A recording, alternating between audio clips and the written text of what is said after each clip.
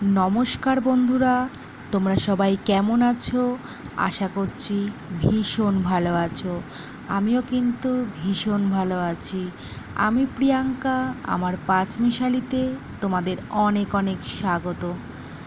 এতক্ষণে হয়তো বুঝতে পেরে গেছো আমি একটা সুন্দর মুহূর্ত তোমাদের সাথে শেয়ার করতে চলেছি। এই সুন্দর মুহূর্তটা হচ্ছে ম্যামের বিদায় অনুষ্ঠান, ম্যামের ফেয়ারওয়েল। তো এই যে ম্যামের কাছে আমার মেয়ে ছোট থেকেই কিন্তু ড্রয়িং শিখতো। তো আজ আমার মেয়ে যতটুকু শিখতে পেরেছে ততটাই কিন্তু এই ম্যামের কৃতিত্ব। ম্যামের কাছেই ওর প্রথম হাতেখড়ি ড্রয়িংয়ে।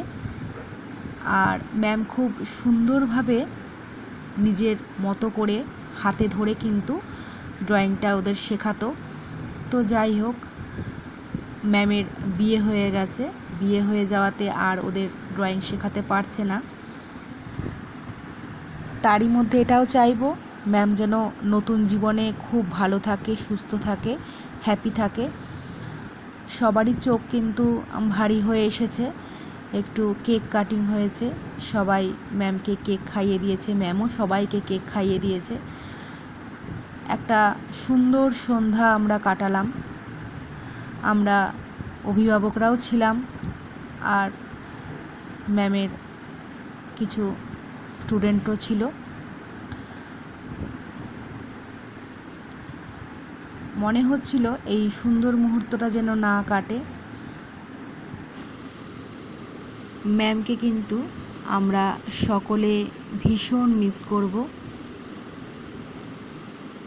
ম্যামেরও চোখ ভারী হয়ে এসেছিল। যতই হোক ছোট থেকে ওদের ড্রয়িং শেখাচ্ছে, একদমই ছোট। আমার মেয়ে যখন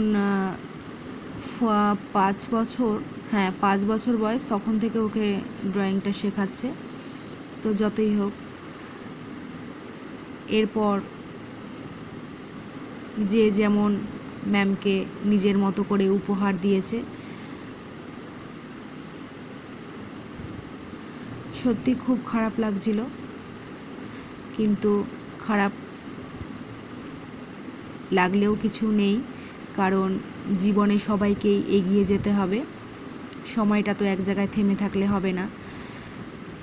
ম্যামকেও নতুন জীবনে পাড়ি দিতেই হবে। তো এরপর আমরা একটুখানি ফটো তুলে নিলাম, সুন্দর মুহূর্তগুলোকে একটু ক্যামেরাবন্দি করে নিলাম।